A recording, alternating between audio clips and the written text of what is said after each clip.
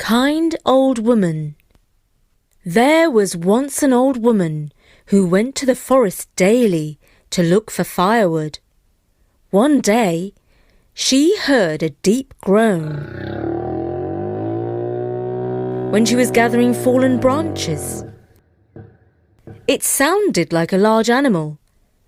At first, she was frightened, but then, when it groaned again, she thought, "That animal, whatever it is in pain." And as she had a kind heart towards all living things, she ventured towards the sound. Eventually, she found a large bull who was very sick. "Don't you worry," she said, stroking his head. "I will take good care of you. I know all sorts of cures, for every disease." Somehow, the sick bull understood. He summoned up all his remaining strength and staggered to his feet. Then he followed the old woman towards her home. On their way, they crossed paths with the bull's former owner. "Hey, old woman, where are you taking my bull?" The man called out with a mix of surprise and annoyance. The old woman pulled herself up, her ancient back as straight as a sword, and she spoke with a tongue that was just as sharp. "Now listen here. Your bull was abandoned and full of suffering, he was." "You're right," admitted the man. "He is very sick, and he smells rotten. We can't stand his stench anymore, so we drove him out into the woods to end his days." When he said this, the old woman's eyes blazed. She wagged her finger and declared, "It is wrong to abandon a living creature who has served you so well. Even if he is dying, I'm going to take him home now and look after him myself." "You're wasting your time, old woman. He'll never recover." The old woman continued, leading the bull towards her home. The villagers whispered praises and words of support as she passed by. When she reached home, she cleaned the bull, gave him water and medicine, and placed him on a comfortable bed of straw. His strength grew daily, and his once dull coat became radiant. The villagers marvelled at the old woman's good fortune. Word spread quickly to the bull's previous owner. He came to the old woman's house and demanded the return of his valuable animal.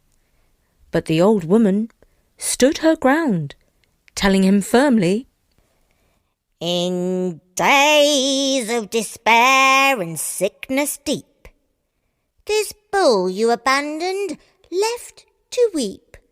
I nurtured him with love and care. His strength restored, a majestic affair. With me he'll stay, no more to roam. No longer yours, he's found a new home." The previous owner retreated, with his head hung low. Now all the while this drama unfolded, a spider called Gizo was watching. He was a tricky little fellow, with a knack of changing his form. He thought to himself, "Here's a situation where I can get a reward." He was so excited that he danced on his 8 legs all the way to the palace of the king. "Oh, great king! I have the most amazing news!" Gizo exclaimed, bouncing up and down. The king, amused by the spider's antics, smiled and asked, "What is it, little Gizo? What exciting news do you bring?" "Before I share, please tell me how many eyes you have." "I see you with my 2 eyes," replied the king. Gizo's 8 magical eyes swirled and rotated as he continued. "But your majesty, I have 8 watchful eyes. And you know what? My eyes are your spies. I see everything interesting in the land and report it all to you. So you have 10 eyes in total. The king chuckled, intrigued by Gizo's explanation. Tell me, dear Spider, what interesting news have you spied with your 8 watchful eyes? I've seen an old woman blessed with a magnificent bull. His beauty rivals that of a king's possession. Furthermore, I've heard whispers that she stole this extraordinary creature. That is indeed interesting information, said the king thoughtfully. He decided to send his servants to fetch the bull. Gizo was so sure that he would soon receive a fine reward that the hairs on his legs were trembling with excitement. But when the servants arrived at the old lady's house, the bull, now loyal to his kind-hearted saviour, refused to leave her side. He lowed. With strength and resolve, I proudly declare, I won't depart from her loving care. When sickness plagued me, she healed my strife. This old woman is my guardian for life. The servants were surprised at this defiance. They grew angry and threatened the old woman. But the huge beast began to snort and stamp his foot. The servants grew frightened and returned to the king with the tale of the bull's loyalty and gratitude.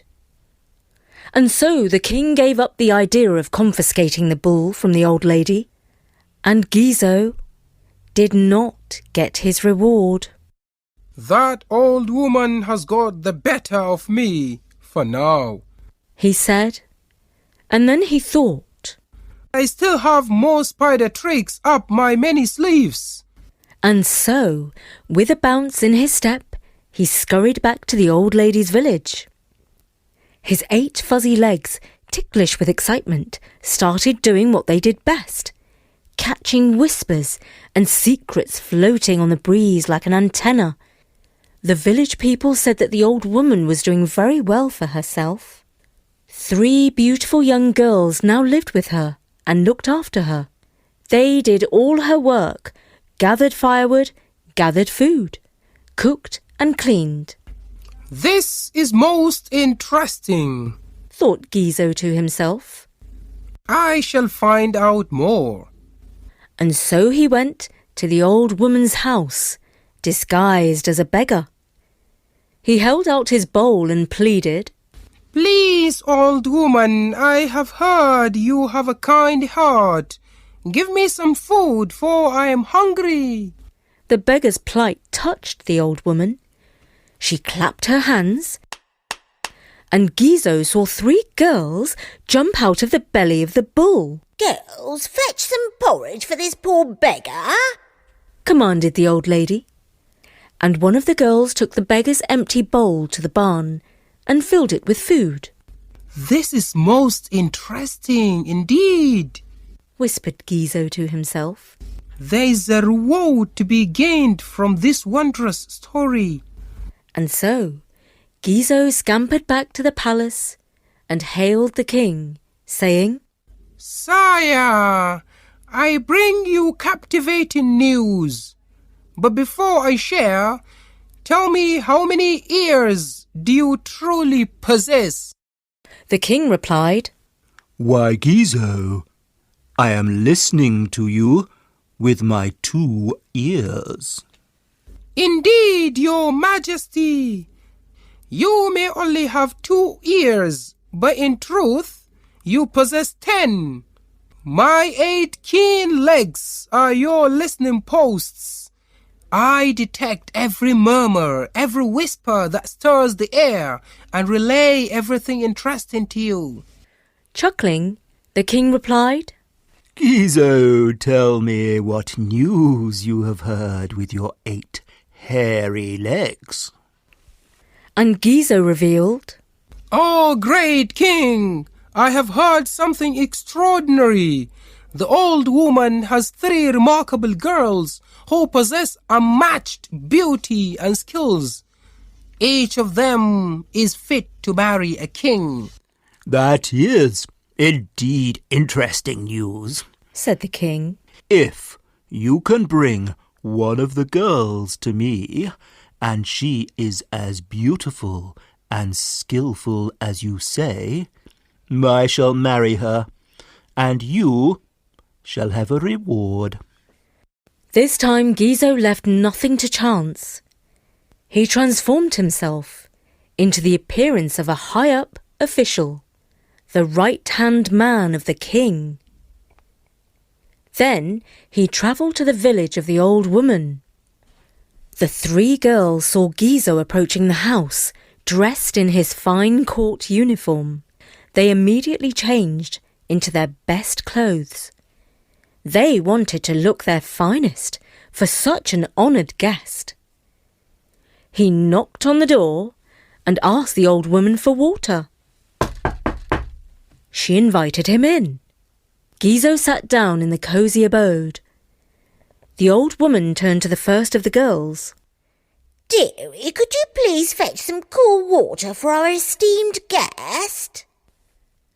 The first girl looked down at her sparkling outfit, twirling a little to make the sequins catch the light.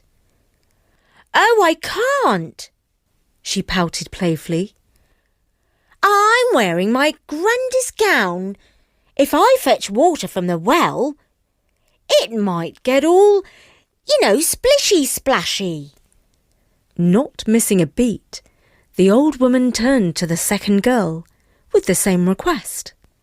"But I can't either," the second girl protested, flouncing the frills of her dress. "You see, I'm wearing my most fabulous frock. If I go fetching water, it could get all, soggy and droopy." Then she turned to the third girl, the modest and kind-hearted Takisi. "Takisi, could you fetch some water for our guest?" Takisi, always good-natured, didn't mind a bit of dirt or mud on her dress. She got up, fetched the water, and returned with a smile.